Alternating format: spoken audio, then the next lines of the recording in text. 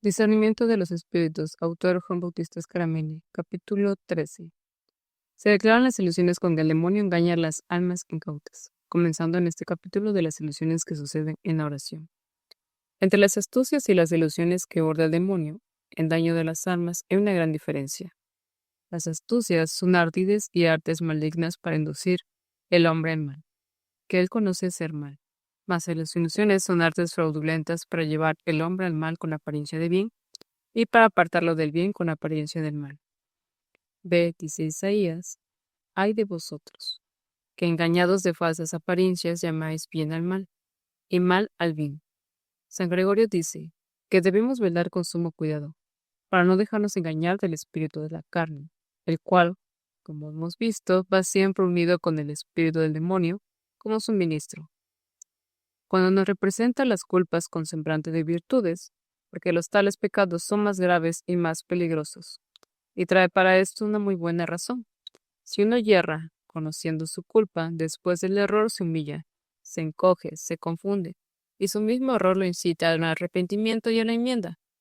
Pero si peca con apariencia de bien, no solo nos humilla después de su falta, sino que antes se ensoberbece, se hincha, se levanta, y en vez de corregirse se empeora en su culpa, porque le parece haber obrado virtuosamente.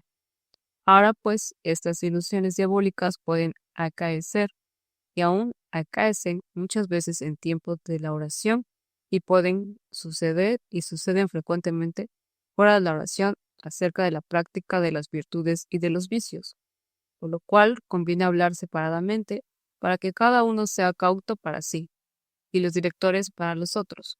De lo primero hablaré en el presente capítulo y de lo segundo en el siguiente. Queriendo explicar el apóstol las ilusiones con que engaña el demonio a las almas mal advertidas, dice que veis aquí las apariencias y las ilusiones con que el engañador hace parecer lo falso por verdadero, y porque los ángeles del cielo, enviados de Dios a consolar o a instruir o a animar a sus siervos, y alguna vez a manifestarles también las cosas futuras, suelen venir coronados de rayos y resplandores muy debidos a su glorioso estado. También él se cubre con manto de luces y esconde con ellas su falda, para parecer lo que no es. Y porque los ángeles expresan sus embajadas con voces claras, que ahora resuenan en los oídos del cuerpo, y ahora en lo profundo del corazón. También él finge semejante modo de hablar y hace penetrar un semejante sonido a los oídos del cuerpo o del corazón. Así tentó el enemigo de engañar al santo ermitaño Abraham, según la relación que nos hace San Efrén, porque hallándose el santo solitario recogido en devota oración, vio de improviso resplandecer toda su habitación con una bella luz, que en medio de la noche formaba un claro día, y oyó que le decían estas palabras: feliz tú, Abraham, que no tienes semejante, porque has cumplido en todo mi querer. Pero Abraham, como quien tenía el verdadero espíritu del Señor, entendió luego quién fuese aquel que venía a visitarle con pompa de tanta luz, y que le daba tan feliz anuncio, y así le echó con desprecio, diciéndole: anda lejos de mí, espíritu falaz y engañador. Yo no soy cual tú me predicas, soy un miserable pecador. Con todo eso tengo en mi defensa a Jesucristo, en cuyo nombre te arrojo, perro infernal. De grande estelita refiere Antonio, su discípulo y escritor de su vida, que un día le apareció el demonio rodeado de hermosos resplandores sobre una carroza de fuego, y llegado a la columna en que hacía vida celestial, apartado de todo comercio humano, el Señor le dijo: me ha enviado del paraíso como su mensajero, para que te arrebate al cielo como arrebaté a Elías en otra ocasión, y una semejante carroza le transporté. Sube pues y vamos al cielo, donde los ángeles, los apóstoles, los mártires, con María, Madre de Dios, esperan con ansia tu llegada. Cosa maravillosa. A la llegada de aquel falaz mensajero, no conoció el santo hombre el engaño. Dio crédito al embuste. Quizá lo permitió Dios para hacernos a nosotros más cautos. Levantó el pie para subir sobre aquella carroza flamante. ¿Pero qué? Señalándose en aquel acto de la frente y el pecho con la Santa Cruz, desapareció al punto el coche, los caballos y el mensajero, y se desvaneció al instante de sus ojos aquella falaz luz. Un hecho semejante refiere Paladio de San Juan, que predijo con espíritu profético una insigne victoria al emperador Teodosio, porque se le apareció también a él el demonio en figura hermosa sobre un coche muy luminoso, prometiéndole trasladarlo a las estrellas, y doblando la rodilla, lo adorase. Pero Juan, guiado de la luz celestial, conoció el engaño, y le respondió: Yo adoro al Rey del cielo, pero tú no lo eres. A esta repulsa desapareció la visión, y el oidor de la trama se partió confuso. Otras veces se transfigura el enemigo infernal en otras formas. Para engañar a las almas recogidas con Dios, toma la figura de algún santo o santa, y tal vez toma también el temerario la semejanza del mismo Jesucristo, por acreditar con aquella mentira apariencia de falsedad, y autenticar la mentira. En esta forma se presentó delante de San Pacomio, diciendo: Yo soy Cristo, que vengo a ti, mi fiel siervo, para visitarte. Pero el santo, no experimentando en sí aquellos efectos de paz, de quietud y serenidad que solían causarle las verdaderas visiones del Redentor, lo arrojó con indignación y oprobio, diciéndole. Entonces se fue el demonio y, dejando un horrible hedor, dijo: Te habría ganado con mi engaño si no le hubiese impedido el Redentor con su poderoso brazo. Mas no por eso pierdo el ánimo. Jamás dejaré de hacerte fiera guerra. De otro monje se cuenta en las vidas de los padres que, oyendo decir al demonio transfigurado en forma de Redentor: Yo soy Jesucristo, cerró al punto los ojos y dijo: Yo no quiero ver a Jesucristo en esta vida, me basta el gozarlo en la otra.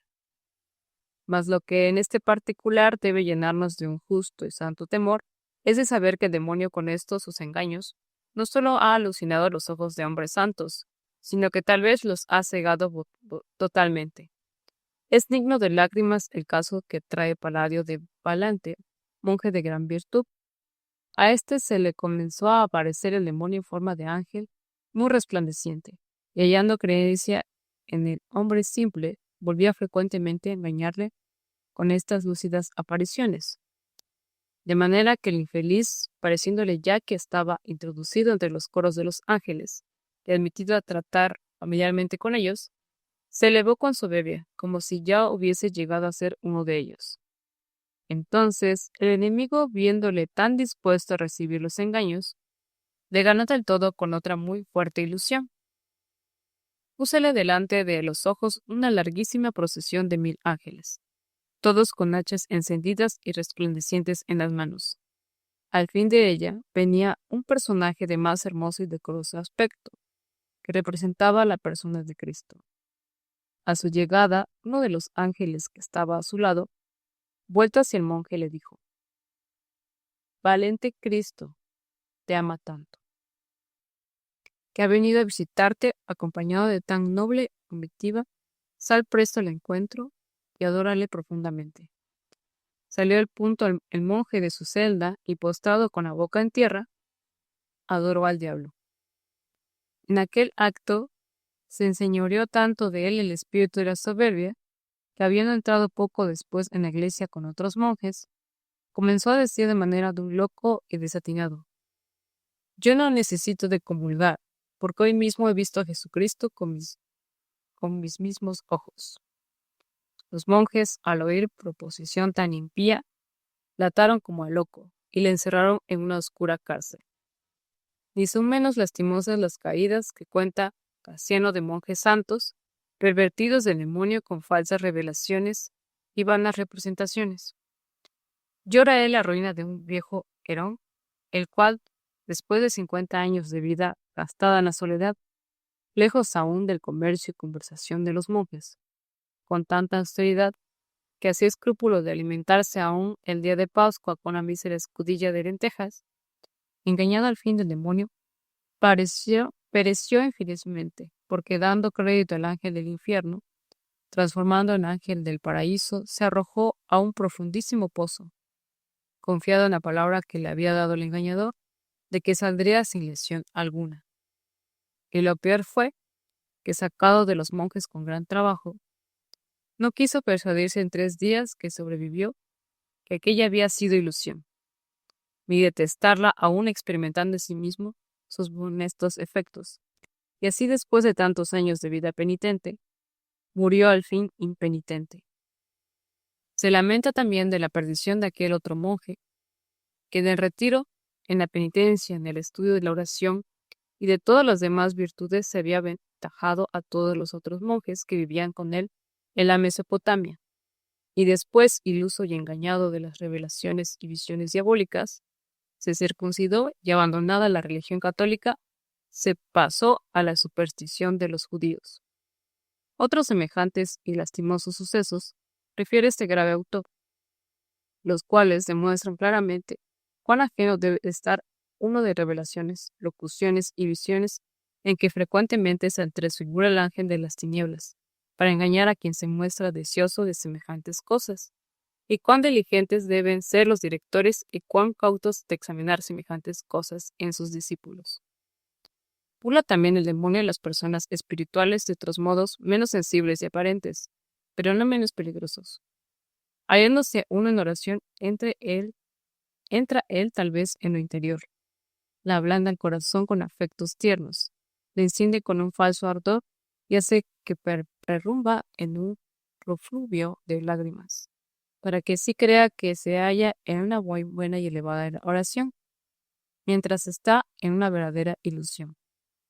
El taulero nos da la advertencia, observando que así como pueden nacer estos afectos de naturaleza, así pueden tener su origen del demonio. Ricardo de San Víctor señala los fines perversos que tiene el demonio en excitar tales afectos gustosos y agradables en apariencia devotos en el ánimo de quien ora. El primer fin es insinuarse con estas dulzuras para introducirle después algún error. El segundo, engreírlo con alguna vana complacencia y estima de sí mismo.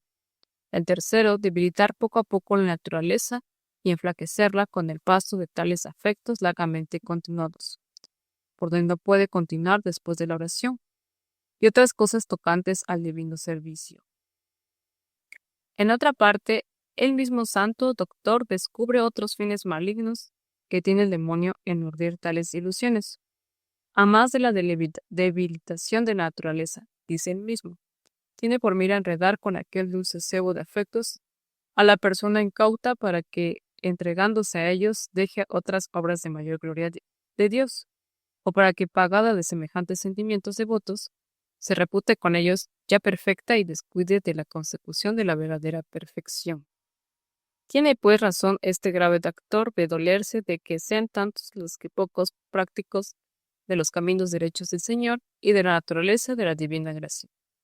Creen que están llenos de consuelo espiritual cuando están colmados de una delectación natural acerca de los objetos santos causada o naturalmente del temple de los humores o maliciosamente del demonio para engañarlos con aquella apariencia de devoción.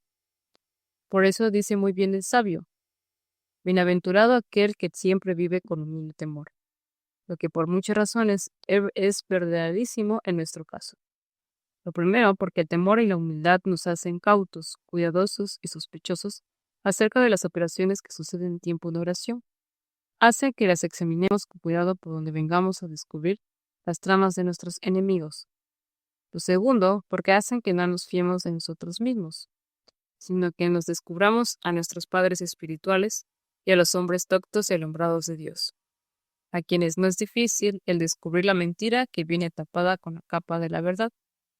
Lo tercero, porque no sucede que un alma humilde y temerosa quede engañada de las falicias diabólicas, porque Dios permite ordinariamente las ilusiones en pena de la vanidad y soberbia.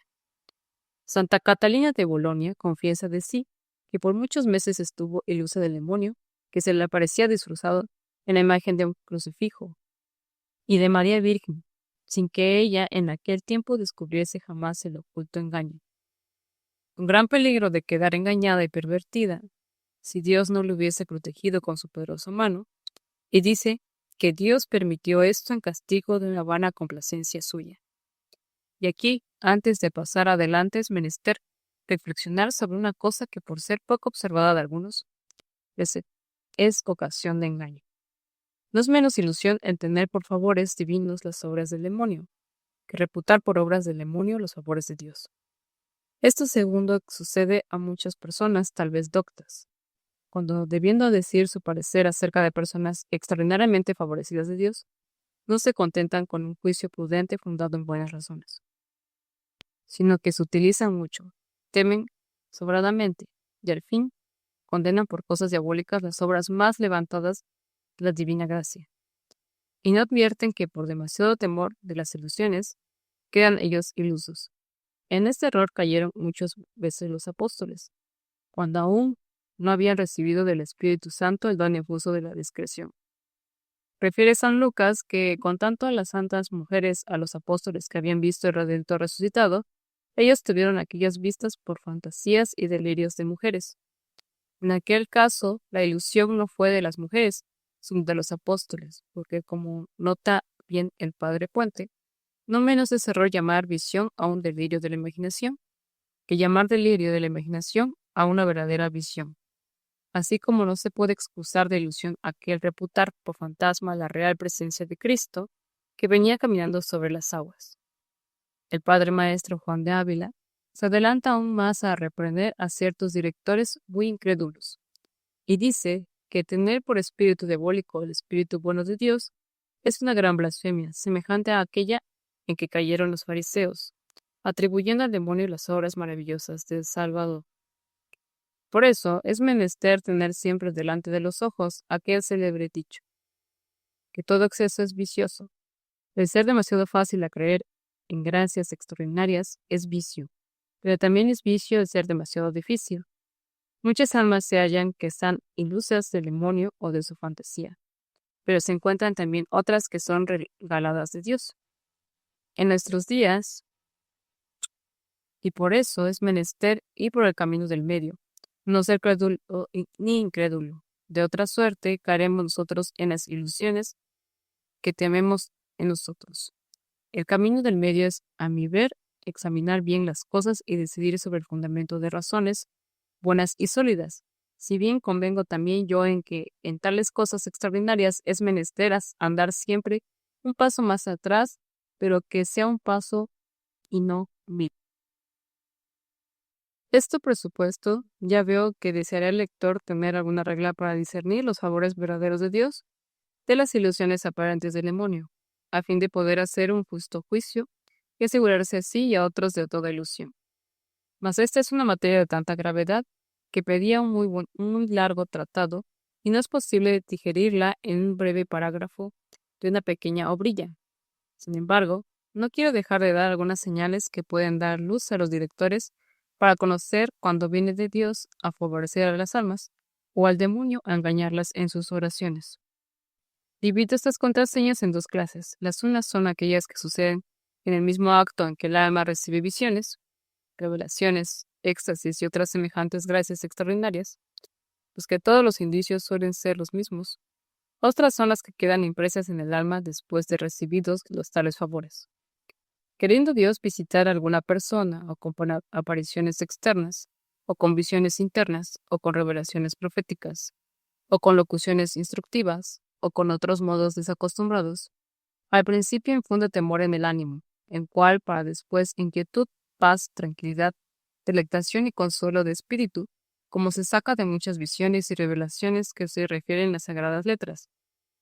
Se lee en el Génesis que queriendo hablar Dios a Abraham, se sintió el santo patriarca todo lleno de un santo horror.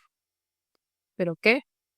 Al oír después la voz de Dios, el temor se trocó en serenidad, y al entender que sus descendientes después de 400 años de peregrinación en Egipto, volverían a la tierra de Canaán y serían dueños de ella, y al escuchar otras muchas promesas, se llenó de consuelo y gozo. Representa a Dios en sueños a Jacob una escala tan alta que desde la tierra llega a apoyarse en el cielo. Hace ver ángeles que por ella subían y bajaban, y el mismo Dios sentado en lo supremo de la escala. A esta vista Jacob teme y exclama. Después se colma de contento y júbilo, levanta allí una piedra a manera de altar y al pie de él hace sus votos. Se lee en Job que Elifaz, amigo del gran profeta, en una visión nocturna se espeluzó todo por el horror y sintió correr por las venas un hielo frío. pero al punto oyó una voz agradable a manera de un aire suave que le puso en una plácida calma. Tenemos en el Nuevo Testamento que el sacerdote Zacarías, al ver el ángel del Señor junto al altar en que había de ofrecer el incienso, a tan improvisa aparición se turbó y fue sorprendido de un gran temor. Pero puesto se trocó la turbación en gran contento, oyendo que le aseguraba el ángel que de un estéril consorte tendría un hijo que sería precursor del futuro. Tenemos que también la Virgen María se turbó la llegada del arcángel San Gabriel, pero el celestial mensajero lo desvaneció, luego toda la turbación de su corazón. Y con el feliz anuncio de ser escogida por Madre de Dios, la colmó de inmenso gozo. Tenemos que la repentina aparición de los ángeles a los pastores en el campo de Belén los puso a todos en gran temor, pero sucedió luego al temor un grande gozo. La razón de todo esto es porque a las visiones, apariciones, locuciones y otras comunicaciones sobrenaturales que se hacen pasivamente en nosotros no concurre la persona con su elección y arbitrio, sino que Dios, por medio de sus ángeles, les obra a nosotros de improviso y con gran fuerza, sin poderlo estorbar, por lo que somos constreñidos o sentirlas aunque no queramos. Por lo cual no puede menos que resentirse la naturaleza y conmoverse toda cosa alguna turbación a tales impresiones improvisas y violentas. Como nos sucede también naturalmente, cuando visitados de algún personaje, solemos conturbarnos a su primer llegada repentina e inesperada. Mas porque en dicha comunicaciones el que obra es Dios, entra al punto con una gracia extraordinaria a alumbrar al alma, a serenarla y pacificarla, de llenarla toda de subísimos efectos. Al contrario, cuando viene el demonio para engañar el alma con los embustes de sus apariciones, revelaciones y otras cosas semejantes, al principio causa alegría y deleite, el cual degenera después en inquietud, turbación, amargura y descontento. Mas la consolación que trae su primera venida es meramente sensible y superficial. Toda se contiene en el apetito sensitivo, ni penetra lo íntimo del espíritu, a donde él no puede llegar inmediatamente, ni hacer mucha impresión. Procede de esta manera para granjearse crédito con el alma con aquella primera apariencia, y para cebarla con el dulce de aquel deleite, para que la admita. Pero Dios, que no permite al demonio obrar tan disimuladamente que al fin no se puedan descubrir sus falsas operaciones, dispone después que deje al fin aquellos efectos inquietos y turbulentos que son propios suyos, por donde puede advertir el alma quién es el oidor del tal tramo. Mas a veces sucede que el enemigo en sus apariciones causa turbación desde el principio, como acaeció a San Pacomio con la referida visión, de que sintiéndose el siervo de Dios, todo agitado e inquieto, dijo al demonio. Y maldiciéndole lo arrojó, pero en tales casos la aparición es siempre turbulenta al principio, en el progreso y el fin, con lo cual da más claramente a conocer quién sea el autor. Las visiones sobrenaturales y divinas mantienen su decencia, y aunque sean de objetos corpóreos como los ángeles en forma humana, de santos y santas, o de la Virgen María, proceden siempre así en sus miembros, como todos los alemanes, con caracteres de grande honestidad, y aún suelen infundir en el ánimo de quien los mira un amor especialísimo a la santa pureza. Al contrario, en las visiones que fabrica el demonio, suele haber siempre alguna indecencia, o a lo menos alguna incoherencia de cosa que desdice el personaje que se representa. La misma luz, dice Santa Teresa, que en las verdaderas visiones es clara, viva y suave. En las falsas es pálida, apagada, débil y oscura, porque no puede el demonio en su modo de obrar prescindir del todo de lo que es. San Buenaventura dice que el malvado algunas veces despierta con estas vistas afectos inmundos. A lo menos es cierto que jamás despierta amor santo hacia aquellos personajes celestiales, cuya figura se viste, sino solo afectos naturales sensibles. Dios en sus revelaciones no solo nos dice cosa falsa, pero ni aun cosas vanas o inútiles, como lo hace su enemigo, que excitan las almas cosas curiosas y de ningún provecho. Cuando Dios habla, sus palabras se enderezan al bien del alma con quien habla, o al provecho de otros, y siempre al aumento de su gloria. Cuando habla el demonio transfigurado en ángel de luz, tiene siempre la mira o a la ruina de aquel que engaña, o a la ruina de otros. Porque si bien algunas veces dice cosas verdaderas, buenas y santas, mas esto lo hace solo para hallar crédito a fin de insinuarse después diestramente con sus falsedades. Antes enseña San Ignacio que es costumbre del demonio, transformado en ángel bueno, el favorecer los piadosos deseos de las almas santas y de aprobar su ejecución, pero con la intención de llevarlas después a sus perversos fines. El eximio doctor trae la razón intrínseca y discurre así: es manifiesto que el impulso a una cosa de su naturaleza pecaminosa tiene su origen del demonio y no lo puede tener de Dios. Pero si la cosa es de suyo honesta y virtuosa, no es cierto que sea inspirada de Dios, cuando puede ser sugerida de su enemigo. La razón es clara: el mal jamás se puede hacer el bien, pero el bien se puede hacer mal, y puede enderezarse también a mal fin. Luego, aunque el impulso al mal no puede provenir de un buen espíritu, pero el impulso al bien puede originarse del espíritu malo que perseveramente nos instiga al bien. Vea pues el director cuán grande peligro hay en ciertas locuciones extraordinarias que suceden en tiempos de oración. Cuánto necesita de encomendarse a Dios para que le dé un recto discernimiento y cuán cauto debe ser para no aprobar las tales cosas sin que concurran bastantes señales para darlas por verdaderas. Las herejías de Montano y también del gran Tertuliano tuvieron en gran parte su origen de estas locuciones falsas que sugería el demonio a algunas mujeres ilusas, a quienes aquellos hombres, por otra parte, doctos, dieron demasiado crédito. Pasemos ahora a la segunda clase de las contraseñas que se puede tener acerca de estas comunicaciones extraordinarias, para formar recto juicio si son favores de Dios o ilusiones del diablo. Estos son los efectos que quedan en el alma de quien recibe semejantes cosas.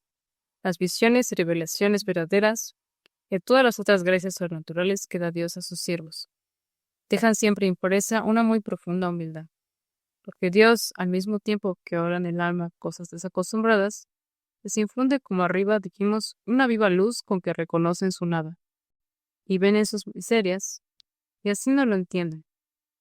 Y así no solo lo entienden, sino que tocan como con la mano que en aquel favor nada tienen de suyo, sino un grande mérito y una grande indignidad, con que en vez de envanecerse, se confunden profundamente y se aniquilan en sus corazones.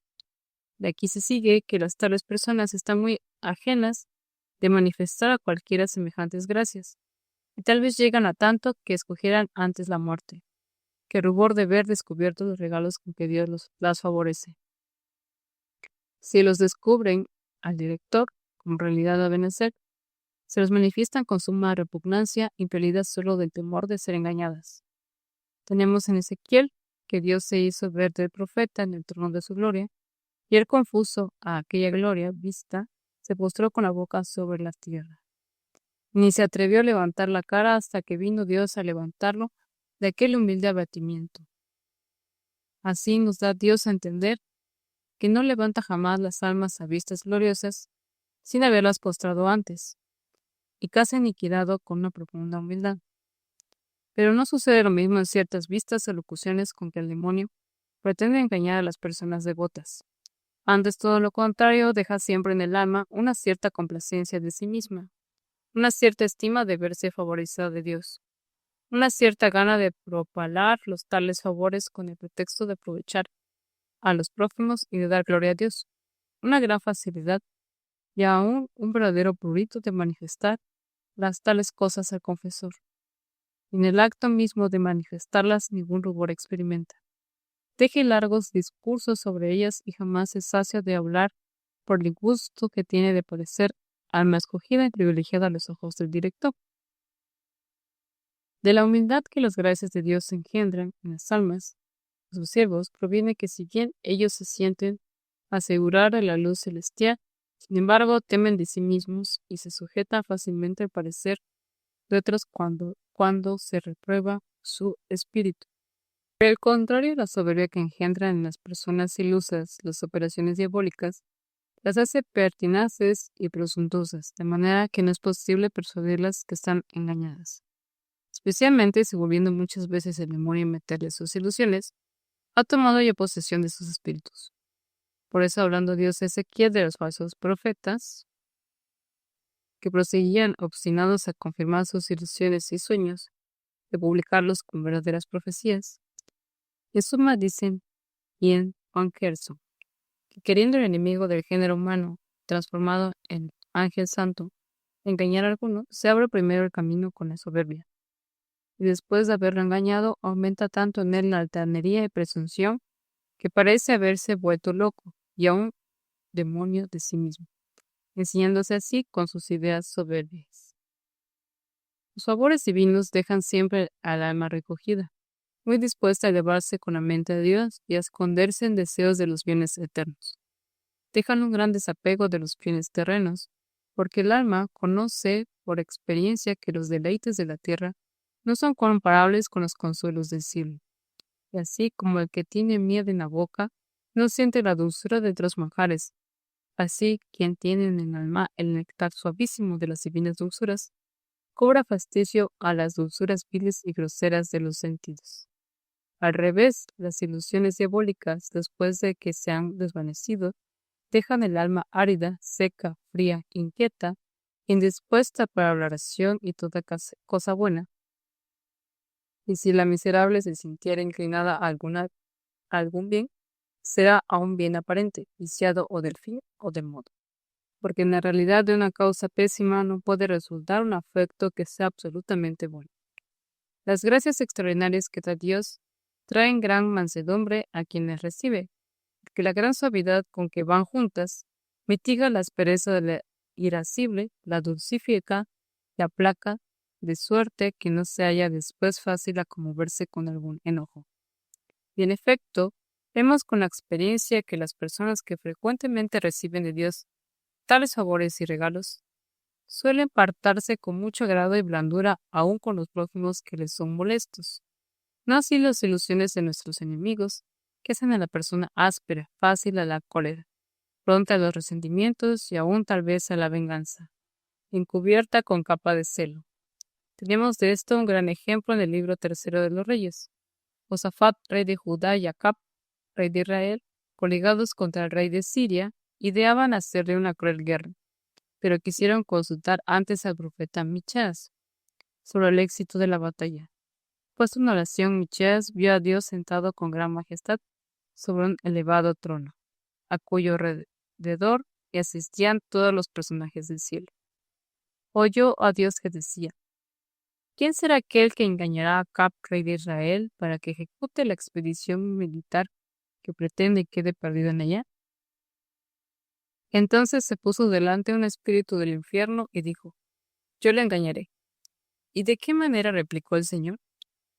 Entraré, respondió, en la mente y corazón de los profetas, y moveré sus lenguas para que predigan la falsedad. Pues yo te lo permito, dijo Dios, y prevalecerá tu mentira. Así puntualmente sucedió, porque congregados a la presencia de ambos reyes, todos los profetas falsos, juntamente con Michías, profetas verdadero y santo del Señor, aquellos profetizaron una segura victoria, mas éste se puso y predijo una verdadera mortandad y estrago. Entonces uno de aquellos falsos profetas ilusos se encendió tanto en ira contra Michías que le dio una bofetada en presencia de su rey Acab, el cual, dando crédito a las ilusiones de sus falsos profetas, quedó muerto en la batalla, y después de su muerte disipado el ejército conforme la predicción de Michías. ¿Habéis visto cuáles son los efectos que dejan en el alma las profecías y locuciones del demonio? Resentimiento, enojos y venganzas, paleadas con falso celo. Y para no alargarme más en una materia en que habría mucho que discurrir, diré solamente que las visiones, revelaciones, éxtasis y otras gracias extraordinarias, que son obras de Dios y las reciben las almas frecuentemente, mudan la naturaleza y la divinizan, y así la persona parece muy presto trucada totalmente en otra de lo que antes era. Pero si las tales revelaciones, visiones y favores son fingidos del demonio y aceptados frecuentemente en las almas ilusas, muda también la naturaleza, y la vuelven diabólica por las perversas costumbres que la introducen, por lo cual no me parece que sea cosa tan ardua como creen algunos, que el director pueda discernir las ilusiones del demonio de los favores verdaderos de Dios.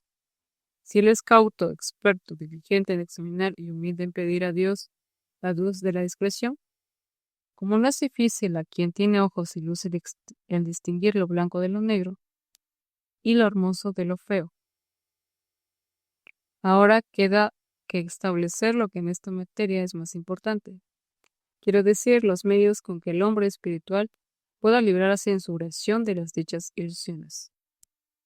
3 propongo yo, que practicados constantemente, harán en mi sentir que una persona esté segura de caer en semejantes lazos. El primero, sea no desear jamás gracias extraordinarias, porque en una parte no son necesarias para llegar a la perfección, a una inminente, y por otra, no hay cosa que tanto abra la puerta a las ilusiones diabólicas como estos deseos, aunque parezcan devotos. No quiere otra cosa el demonio que ver a un alma deseosa de ver objetos sobrenaturales, para que se le ponga delante enmascarado con la figura de Jesucristo, de la Virgen María o de algún santo del paraíso.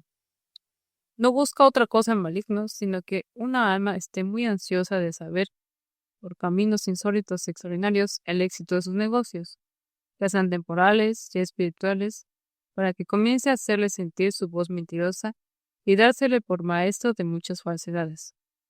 La razón todas la ven, porque estas ganas imprudentes convidan a nuestros enemigos a dejarse ver, porque les dan la esperanza de hallar un buen acogimiento. No quiero yo decir con esto que no hayamos de procurar con toda industria crecer siempre más en el conocimiento de Dios y de inflamarnos siempre más en su santo amor. Y tampoco digo que no hayamos de desear aquella contemplación que consiste en actos de fe, aclarados con los dones del Espíritu Santo, especialmente de la sabiduría y del entendimiento, por medio de los cuales el alma, perdido el discurso, queda atónita a vista de las divinas grandezas, y juntamente encendida en las llamas de su suavísimo amor.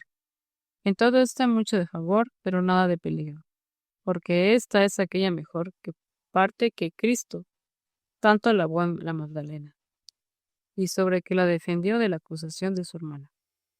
Esta es aquella preciosísima joya, por la cual los santos han instituido familias religiosas con un tenor de vida todo acomodado para conseguirla. Hablo solo de aquellos favores que he ido nombrando en todo este capítulo, es a saber, visiones, revelaciones, profecías, locuciones, y también ciertas gracias muy extraordinarias de éxtasis y raptos, a que añado ciertas cosas sensibles, sobrenaturales, que hacen tal vez a los sentidos externos como dolores y desabores. De estas gracias hablo cuando digo que no conviene desearlas, sino antes bien rogar a Dios que no nos conduzca por este camino, porque de una parte son cosas peligrosas en que el demonio fácilmente se introduce, y por otra no son necesarias para adquirir la perfección. Antes los tales casos, como de suyo poco conformes a la santa humildad, se oponen en la perfección, de que la misma humildad es fundamento.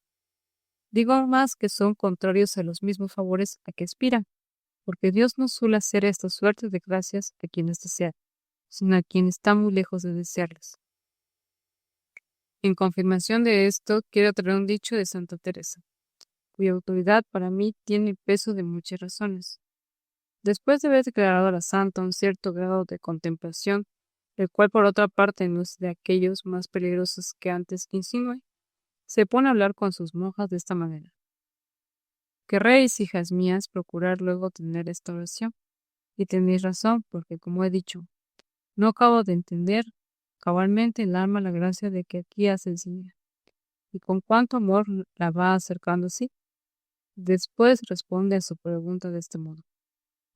Después de haber hecho lo que hacen aquellos de la pasada mención, entiende el ejercicio de la meditación y de las virtudes sólidas de que había hablado en dicha mención, no es menester otra cosa que humildad. De esta se deja vencer el Señor para concedernos cuanto deseamos de su majestad. La primera cosa para conocer si tenéis esta virtud es el pensar que no merecéis estas gracias y regalos del Señor, y que no las habéis de tener en nuestra vida. Prosigue después la santa confirmando su documento con su propio ejemplo. Lo que con verdad os puedo decir es que cuando yo no la tenía ni la sabía, aún por experiencia, No pensaba en probarla toda mi vida y con razón, que bastante con tanto habría sido para mí saber o entender por conjeturas que en alguna cosa agradaba a Dios. Embédanse en esta sólida doctrina las personas dadas a la oración y estarán seguras que el enemigo no vendrá a engañar con falsas apariencias, o si alguna vez intentan semejantes fraudes, se partirá avergonzado de confuso. El segundo medio sea manifestar al propio director el modo de su oración, especialmente cualquier cosa extraordinaria que salga del camino trillado, por donde suelen caminar las almas devotas que atienden a la oración. Sobre este punto no me detengo porque ya he hablado de él en los precedentes capítulos. Solo digo que si otros necesitan de descubrirse a confesor, estos tienen una necesidad muy precisa, porque estallan en un estado peligrosísimo. Bien encaminados pueden hacer grandes progresos en la perfección, pero si fuesen mal dirigidos, pueden caer en grandes precipicios, por lo cual no deben fiarse en ninguna manera de sí mismos.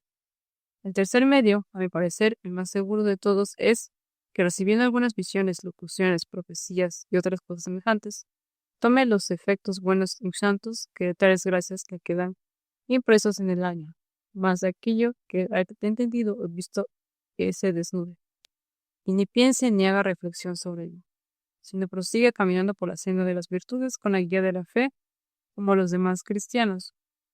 Para entender bien la utilidad y seguridad de este medio, conviene saber que comunicado Dios a un alma visiones de objetos celestiales o locuciones internas con que le instruye o regala, no le hace tales dones como nota muy bien San Juan de la Cruz, porque es necesario para hacerse perfecta y santa al ver y sentir, mientras un acto solo de fe divina, aunque oscuro, es practicable de todos con la divina gracia, y más seguro que 100 visiones y 100 privadas revelaciones. Dios les reparte tales favores, porque por medio de ellos quiere dejar en ella impresos grandes incentivos a las verdaderas virtudes. Le deja, por ejemplo, un claro conocimiento de sus propias miserias, junto con una gran humillación interior. Le deja desasimiento de las cosas terrenas y amor a los celestiales. Le deja deseos de mortificaciones y tormentos. Le deja amor a Dios y a las virtudes. Y le deja otros semejantes efectos que sin disputa alguna son santísimos, con los cuales se corrobora su natural flaqueza y se anima a la perfección. Si Dios dice, el citado santo no tuviese estos fines, jamás procedería con las almas por vía de vistas y palabras sensibles, porque quitados los predichos santos efectos, esa sobrenatural sensibilidad serviría antes bien de remol, que de espuelas al progreso del espíritu, que va siempre más libres y seguro bajo la conducta de sola fe. La persona, pues, a quien Dios se comunica con palabras, con visitas y con otros modos sensibles, tenga esta regla: abrace los sentimientos santos que le quedan esculpidos en el alma después de tales favores, y válgase de ellos para su espiritual aprovechamiento, más de lo que ha entendido o visto se desnude del todo, prosiguiendo a regularse en la oración y fuera de ella con la luz de la fe, como si jamás hubiera experimentado las dichas cosas extraordinarias. A este propósito refiere el padre Luis en la Puente en tercera persona, lo que acaeció a él mismo como atestigo y prueba Cachupini, escritor de su vida. Un religioso se hallaba grandemente angustiado por el temor de si las locuciones que sentía en su oración procedían de bueno o malo, de espíritu. Cuando, queriendo Dios sosegar su espíritu, le dijo: ¿qué harías tú si yéndote afligido de la hambre te fuese presentado delante de un ramo lleno de fruta madura? Respondió él: cogería la fruta y chillaría el ramo. Pues así, replicó el Señor, hace proceder con las palabras que sientes te dicen el corazón. Toma el incentivo que te dejan a lo bueno. Sírvete para el ejercicio de las virtudes a que te sientes movido, que este es el fruto, y sin hacer caso de lo que oíste, vive quieto.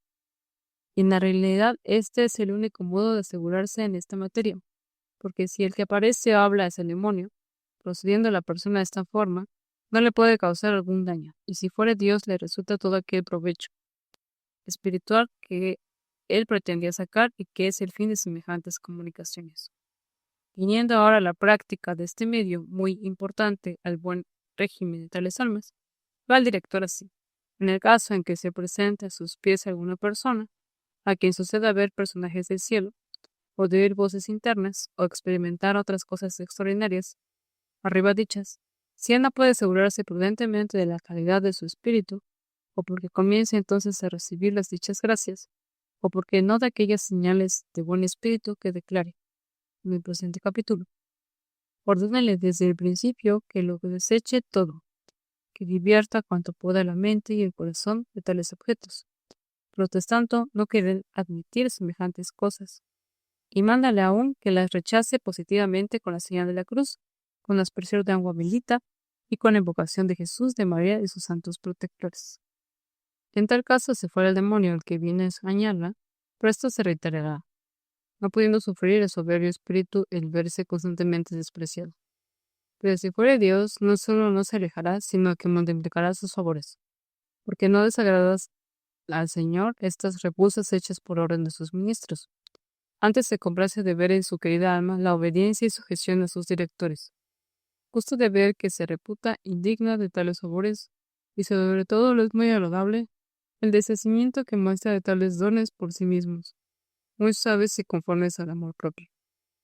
Entre tanto, vaya observando al director atentamente los efectos que en ella reproducen de los tales favores. Si los reconociere santos y divinos, con todos aquellos caracteres de perfección que arriba dijimos de reglamento, impóngale que no rechace más las dichas visitas, sino que las reciba con aquella profunda humildad que conviene, porque en la realidad no es lícito repulsar las visitas del Redentor, de su Santísima Madre y de los otros santos, cuando dan señales manifiestas de quienes son, y prudentemente se puede y debe creer que no hay ilusión, porque con este desprecio, en tal caso, sería injuria a personas tan excelsas. Ordénale, sin embargo, que pasada la visión o locución, tome el fruto y deje la rama, se aplique al meollo y deje la corteza. Quiero decir, abrace aquel vivo sentimiento de su nada que Dios le ha dejado por señal de su venida, y según él se trate adelante. Siga aquel instinto de mortificación, aquel desprecio del mundo, aquel deseo de la perfección, aquel amor de las virtudes que siente arder en el corazón, y válgase de eso para su espiritual adelantamiento. Pero sobre lo que ha visto o entendido, no piense más, olvídese totalmente y proceda en sus oraciones, no ya con aquellos objetos delante de los ojos, sino con la luz de la fe, y ésta le sirva de un guía para sus obras. Así no podrá errar. Este reglamento lo dan como seguro grandes santos y maestros de espíritu. Veis aquí a Juan Gerson que dice en pocas palabras lo que a mí me ha sido preciso decir en muchas para mayor luz y claridad de esta doctrina. San Juan de la Cruz, en la obra intitulada Subir el Monte Carmelo, a cada paso inculca este práctico documento. Entre muchos textos escojo uno en que contiene toda la dicha doctrina. Resto dice, pues saber que el alma no ha de mirar aquella corteza de la figura y del objeto que sobrenaturalmente se le pone delante, o sea, acerca del sentido exterior, como son locuciones y palabras al oído, apariciones de santos, esplendores hermosos y bellos a los ojos, olores a las narices, gustos y suavidades al paladar, y otros deleites en el acto que suelen proceder del espíritu, ni tampoco de mirar a cualquiera visión del sentido interior. ¿Cuáles son las imaginaciones internas? Antes, recusándolas y rechazándolas, todas ha de fijar solamente los ojos en aquel buen espíritu que causan, procurando conservarlo en obrar y practicar lo que puramente es de servicio de Dios, sin mirar aquellas representaciones ni de ser algún gusto sensible. Haciéndolo así, se viene a coger de aquellas cosas solamente aquello que Dios pretende y quiere. Esto es el espíritu de devoción, porque nos la da por otro fin principal, y se viene a dejar aquello que el mismo Dios dejaría de dar si se pudiese recibir en el espíritu en aquello que hemos dicho ser el ejercicio y aprehensión del sentido. Ve aquí el justo, verdadero y recto reglamento para asegurarse en la oración de toda ilusión diabólica y sacar de las divinas comunicaciones el divino fruto. Y aquí haga reflexión el director y una de los cuidados que debe tener acerca de estas almas favorecidas de Dios, y que quizás el más importante ha de ser que estén del todo desapegadas de los favores que de él reciben, y juntamente de aquellos gustos y de aquellas consolaciones y suavidades que con ellos van unidos, y que se mantengan indiferentes con una total expropiación, amando igualmente la belleza de la luz que la oscuridad de las tinieblas, la dulzura de la divina presencia que la amargura de su ausencia. Esto en la parte es lo más dificultoso y lo más duro que tales almas puede acaecer, porque es más fácil desapegarse de los placeres de la tierra, que son insípidos, que de las delicias del cielo, que son sabrosísimas. Mas por otra parte es lo más importante, porque Dios no quiere que las almas se peguen a sus dones, sino solo a Él y a su voluntad, y que estén siempre dispuestas a quedar privadas de ellos, cuando su majestad tuviere por bien no comunicárselos. Para persuadirles la importancia de este deshacimiento, no quiero yo traer otra razón que la siguiente, la cual para mí es eficacísima. El citado San Juan de la Cruz, en la obra intitulada La Noche Oscura, distingue dos especies de purificaciones pasivas que Dios suele usar con las almas que quiere levantar a una extraordinaria perfección, y las más veces también a una alta contemplación. A una la llama noche o purga del sentido, y consiste en un agregado de penas sumamente dolorosas a los sentidos interiores y exteriores del cuerpo, y esta es ciertamente atroz. A la otra la llaman la noche o purga del espíritu, y consiste en una multitud de penas espirituales sumamente aflictivas, de las potencias espirituales del alma, y es tan atroz que el santo la compara a las penas del purgatorio. Afirma que quien ha pasado por esta prueba no va a aquella cárcel o se detiene poco tiempo porque ha tenido ya el purgatorio en el purgatorio de esta vida, que en la realidad esta purgación se hace por medio de ciertas contemplaciones penales, semejantes en alguna manera a aquellas que sufren las almas del purgatorio. Ahora, uno de los fines principales que Dios tiene, dice el santo, en poner el alma querida en el penosísimo crisol de estas segundas purificaciones, es el arrancar hasta la raíz todo apego y asizamiento contraído a los favores divinos que en el pasado ha recibido, para disponerla a aquella unión con el mismo Dios, que los místicos llaman matrimonial. Y es la más alta que se concede a los mortales en la tierra y la más semejante a la unión beatífica que se da a las almas gloriosas en el cielo. De aquí ha de inferir el director dos verdades muy concernientes a nuestro propósito. La primera, cuanto desagrada a Dios el apego y afición de que las personas espirituales se dejan prender a sus dones, cuando con penas tan atroces los procura arrancar de las almas más queridas que amadas. La segunda, cuanto impedimento causen a la unión con Dios, pues el alma está tanto más dispuesta a unirse con Él por amor, cuanto menos tiene de tales aficiones.